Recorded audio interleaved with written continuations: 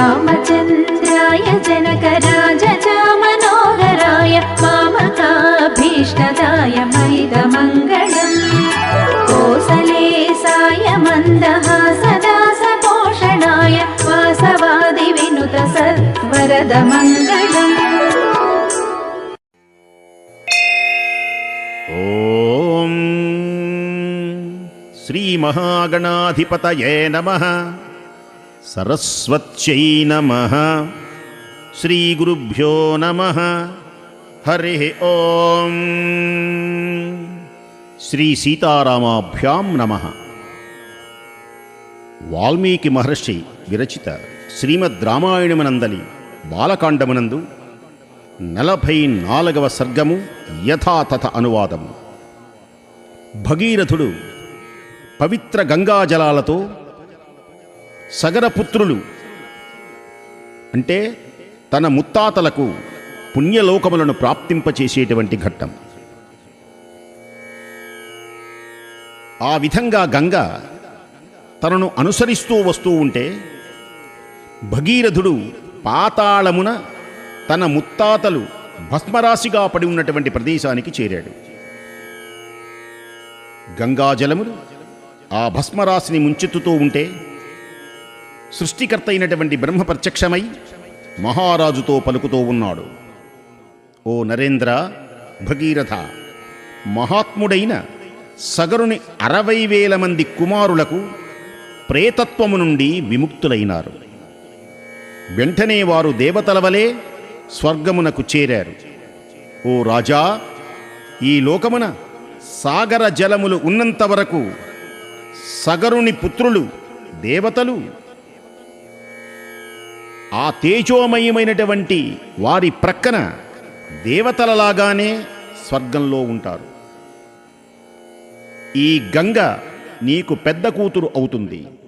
నీ సాహస కార్యములకు ఫలితంగా నీ పేరుతో ఈ గంగ భాగీరథి భాగీరథి అనేటువంటి పేరుతో వర్ధిల్లుతుంది.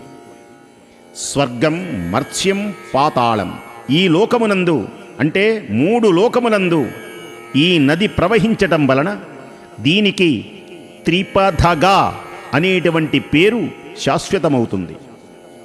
ఓ మానవేంద్ర, నీ తాత ముత్తాతులందరికీ అంటే పితృదేవతలందరికీ తర్పణములను విడచి నీ ప్రతిజ్ఞను అంటే పవిత్రమైనటువంటి గంగాజలంతో తర్పణములు సమర్పించి సగరపుత్రులను తరింపచేయి. ఆ మాట నిలబెట్టుకో. భగీరథ మహారాజా, నీ వంశజులలో నీకు పూర్వుడును మహాతపస్వి ధార్మికులలో ప్రముఖుడు అయినటువంటి సగర చక్రవర్తికి ఈ కోరిక నెరవేరలేదు. నాయన, అట్లే లోకమున నిరుపమానమైన పరాక్రమశాలైనటువంటి అంశుమంతుడు నేను గంగను ప్రార్థించి తీసుకొని వచ్చేదను అని చేసిన ప్రతిజ్ఞ నెరవేరలేదు. పుణ్యాత్ముడా, మహానుభావ, రాజర్షి, సద్గుణ సంపన్నుడు, మహర్షులలో దివ్య తేజస్వి, తపస్సునందు నాతో సమానమైనటువంటి వాడు, క్షత్రియ ధర్మమునందు నిష్ఠ కలిగిన వాడు, మిక్కిలి పరాక్రమశాలి అయినటువంటి నీ తండ్రి దిలీపుడు కూడా గంగను తీసుకొని వచ్చుటకై ఎంతయో ప్రయత్నించాడు. అయినప్పటికీ కృతకృత్యుడు కాలేదు. ఆ ఆలోచనయే విరమించుకున్నాడు. ఓ నరేంద్ర, ఆ ప్రతిజ్ఞ నీ వలన నెరవేరింది. ఆ ఘనకార్యమును సాధించి నీవు ఈ లోకమున తిరుగులేనటువంటి యశస్సును సంపాదించావు.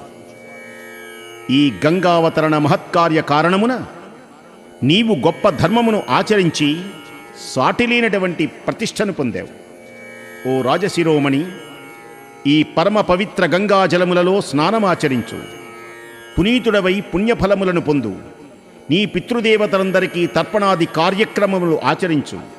రాజా, నీకు శుభమవుతుంది. నా సత్యలోకమునకు నేను వెళుతున్నాను. ఇంకా నీవు వెళ్ళవచ్చును. సర్వలోకమునకు సృష్టికర్త మహాయశస్వి అయినటువంటి బ్రహ్మదేవుడు పలికి యథాప్రకారం దివ్యలోకాలకు వెళ్ళాడు. గొప్ప కీర్తి ప్రతిష్టలు కలిగినటువంటి వాడు రాజర్షి అయినటువంటి భగీరథుడు యథాక్రమంగా శాస్త్రోక్తంగా సగర వంశజులందరికీ జలాంజలులను సమర్పించాడు. ఇట్లు పితృదేవతల రుణమును తీర్చుకొనడానికి శుచి అయి అతడు తన నగరమునకు విచ్చేశాడు. అనంతరం భగీరథుడు సర్వసంపదలతో తొలతూగుతూ తన రాజ్యమును పరిపాలించాడు. ఆ మహారాజు పాలనలో ప్రజలందరూ ఏమాత్రం శోక సంతాపములు ఎరుగక కొల్లలుగా ఆరోగ్య భాగ్యములతో సంతుష్టాంతరంగులై వర్ధిల్లారు. ఈ పవిత్ర గంగావతరణ వృత్తాంతమును విపులముగా నీకు వివరించాను. నీకు శుభంకర ప్రాప్తి కలుగుతుంది. ఈ పుణ్యమైనటువంటి గాథ శుభాన్ని కలిగిస్తుంది. సంధ్యాకాలం మించుతున్నది. బ్రాహ్మణులు, క్షత్రియులు మొదలైనటువంటి వారందరికీ ఈ పవిత్ర గాథను గనక వినిపిస్తే వారి జీవితములు ధన్యమవుతాయి. వారికి యశస్సు ప్రాప్తిస్తుంది, ఆయుష్షు పెరుగుతుంది, పుత్రులు కలుగుతారు, కడకు స్వర్గప్రాప్తి చేకూరుతుంది. వారి ఎడ పితృదేవతలు, దేవతలు ప్రసన్నులవుతారు. శుభప్రకరమైనటువంటి ఈ గంగావతరణ గాథను ఏకాగ్రతతో విన్నవారి కోరికలన్నీ నెరవేరుతాయి. వారి పాపములన్నీ నశిస్తాయి. ఆయువు వృద్ధి చెందుతుంది. కీర్తి ప్రతిష్టలు ఇనుమడిస్తాయి. ఇది వాల్మీకి విరచిత శ్రీమద్ రామాయణమునందలి బాలకాండమునందు 44వ సర్గము యథాతథ అనువాదము సమాప్తం.